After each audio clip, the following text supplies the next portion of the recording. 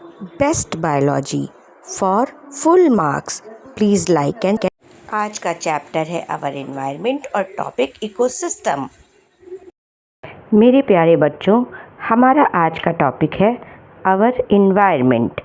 इस पे based question आता है what is environment, what are its components. इसमें हम आंसर में सबसे पहले लिखते हैं the environment is the sum total of all biotic living and abiotic non-living factors that surround and potentially influence an organism। इसका मतलब है environment जो हमारे चारों ओर biotic means living और abiotic means non-living factors मौजूद हैं। अगर आप अपने चारों तरफ देखें तो आप पाएंगे कि या तो आप किसी लिविंग चीज़ के आसपास हैं या नॉन लिविंग चीज़ के आसपास हैं। उन्हीं दोनों को मिलाकर हम जो एटमॉस्फेयर, जो सराउंडिंग्स तैयार करते हैं, उसे हम कहते हैं एनवायरनमेंट। सेकेंड पॉइंट आप लिखेंगे environment includes a part of the lithosphere, the solid earth, hydrosphere, water and atmosphere air. Environment मिलकर बनता है सॉलिड अर्थ से जिसे हम कहते हैं लिथोस्फीयर, वाटर से जिसे हम कहते हैं हाइड्रोस्फीयर और एयर जिसे हम कहते हैं एटमॉस्फेयर। तो हमारा एनवायरनमेंट इन तीनों चीज़ों में से मिलकर बनता है earth, water and air. Third point आप लिखेंगे the main components of environment are abiotic factors such as light, temperature, soil, water, gases etc। ये जितने भी एग्जाम्पल हैं वो हमारे एबायोटिक या नॉन लिविंग थिंग के फैक्टर्स हैं, जैसे कि light, temperature, soil, water and gases. And biotic factors include करते हैं plants, animals and microorganism. ये सभी बायोटिक मीन्स लिविंग फैक्टर्स हैं जो प्लांट, एनिमल और माइक्रो ऑर्गेनिज्म से मिलकर बनते हैं। इसी चीज़ को एक्सप्लेन करते हुए आप इस चार्ट को एक्सप्लेन कर सकते हैं। इकोसिस्टम जिसके दो पार्ट्स कंपोनेंट्स हैं, एबायोटिक कंपोनेंट और बायोटिक कंपोनेंट।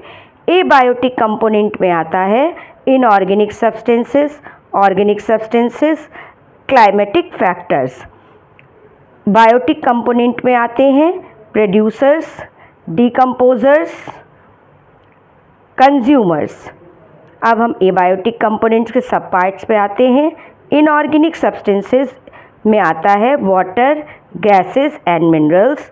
ऑर्गेनिक सब्सटेंसेस में आता है carbohydrates, fats, protein, humic substances. Climatic factors में आता है light, temperature, wind, soil, humidity. Biotic components में कंज्यूमर्स डिवाइड होते हैं हर्बीवोर और कार्निवोर में, और कार्निवोर्स डिवाइड होते हैं प्राइमरी एंड सेकेंडरी में। डिकम्पोजर्स में सारे रिड्यूसर्स आते हैं जो जितना भी डेथ और डिके है उसे डिकम्पोज करके एनवायरनमेंट को क्लीन भी करते हैं। इन्हें क्लीनर्स ऑफ द एनवायरनमेंट भी कहते हैं। बच्चों, जब भी आप आंसर लिखते हैं एग्ज़ाम में तो आपको लगता है कि हमने पूरा आंसर लिखा पर हमें फुल मार्क्स नहीं मिले। क्यों? क्योंकि आपसे कुछ ना कुछ चीज़ें छूट जाती हैं। जब आप पूरा आंसर लिखें तो उसके संग ये चार्ट भी बनाएं जिसमें हर चीज़ बहुत अच्छे से एक्सप्लेन होती है। अब हम इसी टॉपिक पे बेस कुछ ऑब्जेक्टिव क्वेश्चन देखेंगे। सबसे पहले देखिए आया है एन इकोसिस्टम इंक्लूड्स, आपको 4 ऑप्शन दिए होते हैं। A only biotic factors, B abiotic factors only, C both these factors, none of these. इसका मतलब है कि वो कहना चाह रहे हैं कि एक इकोसिस्टम में इंक्लूड होता है सिर्फ लिविंग थिंग, सिर्फ नॉन लिविंग थिंग, दोनों ही लिविंग और नॉन लिविंग थिंग, या फिर इनमें से कोई नहीं। आप भी जानते हैं, अभी आपने पढ़ा है कि इकोसिस्टम लिविंग और नॉन लिविंग दोनों से मिलकर बना है, तो हमारा ऑप्शन सी करेक्ट है, जिसमें कहा गया है both this factors. Second question है, in a comparative study of grassland ecosystem and pond ecosystem, it may be observed that the abiotic components are almost similar. The biotic components are almost similar. C. Both primary and secondary consumers are similar. D. Both biotic and abiotic components are different. इसमें आपको question में कहा गया है कि अगर एक comparative study करी जाए ग्रासलैंड इकोसिस्टम और पॉन्ड इकोसिस्टम की, तो उसमें आप क्या क्या ऑब्जर्व करेंगे।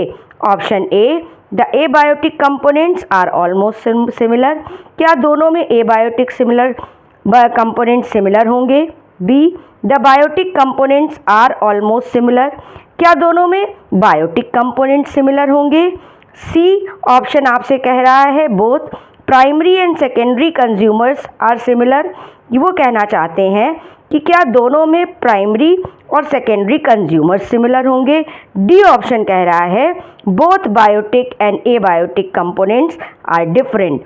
यहाँ पे देखिए कंपैरिजन में एक ग्रासलैंड है और एक पॉन्ड इकोसिस्टम है, तो एक टेरेस्ट्रियल है एक एक्वेटिक है, इसीलिए हमारा ऑप्शन डी सही होगा, जहाँ पे कहा जा रहा है both biotic and abiotic components are different, मतलब बायोटिक और एबायोटिक दोनों ही कंपोनेंट एक दूसरे से डिफरेंट होंगे। अब हम नेक्स्ट क्वेश्चन पे आ जाते हैं। हमारा नेक्स्ट क्वेश्चन है, which of the following is an inorganic abiotic component of an ecosystem. इसमें ऑप्शन ए है न्यूक्लिक एसिड, ऑप्शन बी है नाइट्रोजन, ऑप्शन सी है लिपिड और ऑप्शन डी है कार्बोहाइड्रेट। जैसा कि आप जानते हैं बच्चों, न्यूक्लिक एसिड, लिपिड और कार्बोहाइड्रेट ये तीनों ही ऑर्गेनिक कंपाउंड है। तो अब इसमें मेथड ऑफ एलिमिनेशन लगेगा कि जब ये तीनों ऑर्गेनिक हैं तो सही ऑप्शन होगा नाइट्रोजन, यानी कि हमारे इन दिए गए ऑप्शंस में से inorganic abiotic component of an ecosystem nitrogen he correct answer होगा। बेस्ट बायोलॉजी को लाइक और सब्सक्राइब करिए, जिसमें इम्पॉर्टेंट क्वेश्चन में फुल मार्क्स मिल सकें। Thank you.